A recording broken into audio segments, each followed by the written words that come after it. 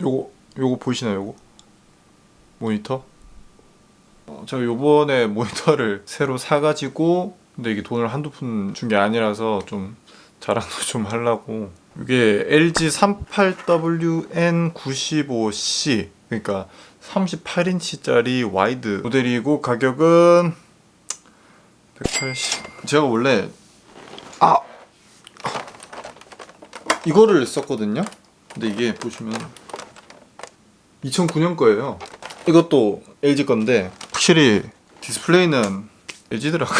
그래서 기왕 사서 쓰는 거 좀 좋은 거 사서 오래 쓰자 싶어서. 또 일반 모니터랑 다르게 와이드라서 영화 보는데 좀 더 최적화가 잘 되어 있고, 프리미어 프로 그 편집하는 그 화면이 더 넓어가지고 굉장히 좋다라고 정신 승리를 하고 있지만은 너무 비싸게 줘서. 어쨌든 오늘 말씀드릴 주제는 최근 공개되었던 오징어 게임 리뷰를 가져왔고, 제가 또 뭐 도박, 심리, 뭐 두뇌 이런 어떤 컨셉의 인간 군상에 대한 이야기에 있어서 또 전문가이기 때문에 다들 드라마를 보셨다는 전제 하에 결론적으로 재밌습니다. 재밌고 볼만한 것 같은데 그래도 좀 아쉬운 부분이 많이 있다.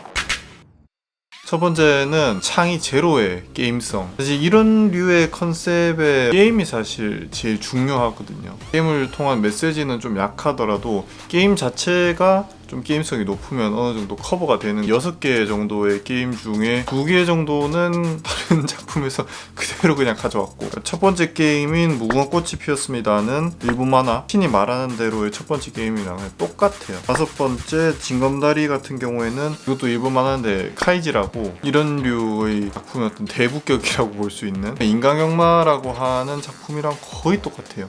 근데 참고를 할 수는 있으면 할 수는 있는데, 근데 이 작품들이 득보라든지 아니면 진짜 매니악해서 매니아들만 찾아보는 그런 작품들이야. 그러면 제가 이해라도 하겠는데, 사실 둘 다 실사영화 제작이 되었고 또 인지도가 꽤 있는 작품들인데 무슨 깡으로 이렇게 다 갖다 썼을까? 뭐 줄다리기, 또 뭐 오징어 게임 이런 거는 진짜 줄다리기랑 오징어 게임을 하고 있더라고요.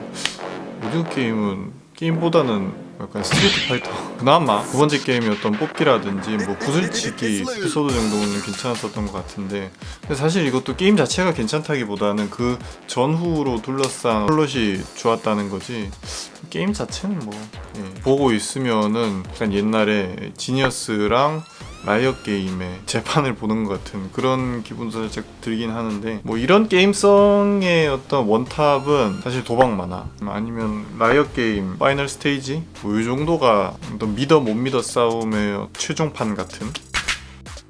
그리고 또 전체적인 컨셉 자체가 그 앞서 말했던 작품들이랑 너무 유사한 점이 많아서, 뭐 참가자들이 게임에 참가하는 과정이라든지 이런 게 너무 비슷하고, 예시를 들면 거액의 빚을 진 참가자들이 의문의 게임에 초대된다. 이거는 카이지랑 똑같고요. 참가자 한 명당 1억씩, 그리고 게임의 우승자에게 모두 몰아준다. 이것도 라이엇 게임이랑 똑같아요. 이상한 가면을 쓴 진행자가 있다. 이것도 라이엇 게임. 참가자들의 똥꼬쇼를 베팅을 하면서 희낙낙 관전하는 관전자가 있다.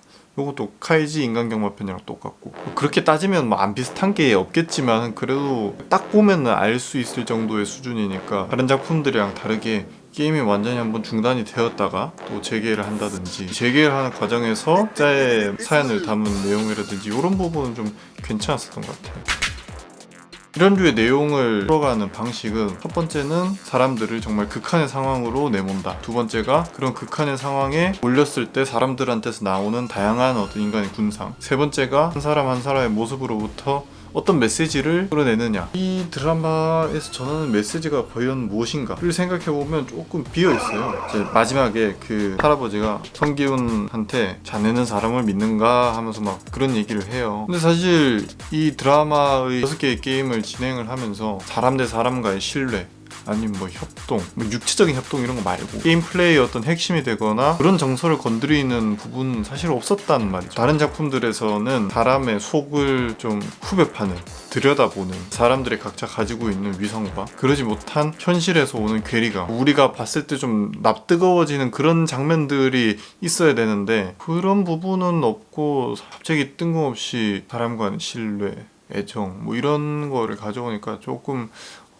안 와닿는 그런 부분이 좀 있었고, 그래도 확실히 보는 맛은 있었어요. 제가 말씀드렸던 작품들이 사실 다 일본 만화들이거든요. 만화에서는 커트 하나, 그리고 뭐 대사 한 줄 표현이 될 수 있는 부분들이 이런 영상에서는 막 세트 다 짓고 사람들 다 배치하고 이제 디렉팅하고 이런 과정이 보통 일이 아닐 텐데, 또 이런 작품들을 원작으로 해서 뭐 투자를 받았었던 것도 아닐 텐데 메이드를 했다는 것 자체가 일단 대단하다고 생각을 하고, 그래서 보면 확실히 그 중간중간에 이 세트 전경이라든지 전체적인 샷을 잡는 걸 보면은 확실히 그 좀 스케일에 좀 압도되는 200억 들었다고 하던데 미술적인 부분은 좋았었던 것 같고요. 보니까 감독이 남한산성, 도굴, 그리고 뭐 도가니 이런 걸 또 연출을 하셨던 분이더라고요. 그래서 주연이 이정재, 박혜수, 그다음에 특별 출연이 공유, 이병헌. 보는 맛은 확실히 있는 것 같고, 또 이런 컨셉물에서는 사실 그 사운드, 전체적인 분위기를 반영을 시켜주는 사운드가 사실 중요하거든요. 라이엇 게임 그 드라마 편 보신 분들은 아시겠지만, 아시죠? 그 사람 그 정신 나가게 만들어버리는 그 사운드, 전체적인 OST 좋았고, 중간중간 사용되는 뭐 플라이 투 더 문 배경음악으로 사용된 영화들이 괜찮았었던 것 같고, 제일 재미있게 본 캐릭터는 박혜수 배우가 연기한 조상우라는 캐릭터. 이름이, 이유는 게임을 그래도 가장 논리적으로 공략을 하려고 하고, 미리 게임을 알려고 노력도 하고, 순간순간적인 기지를 발휘하기도 하면서 철저하게 사람의 믿음을 배신을 하기도 하고, 사람은 누구나 다 좋은 사람이 되고자 하는 욕망이 있다고 생각을 합니다. 사회적 약자라고 할 수 있는 이 외국인 노동자한테 아무런 대가 없이 차비를 내어주고 휴대폰도 빌려주고, 이런 대가 없는 호의를 베풀었던 조상우는 스스로 생각을 하기를, 나는 다른 사람들과 다르다 라고 생각을 했겠죠, 분명히. 근데 그런 조상우가 자신이 과거에 베풀었던 호의를 담보로 신용을 산 다음에 배신하는 이 과정, 이런 과정이 사실 어떻게 보면 제일 인간적인 모습이다라고 저는 생각을 했습니다.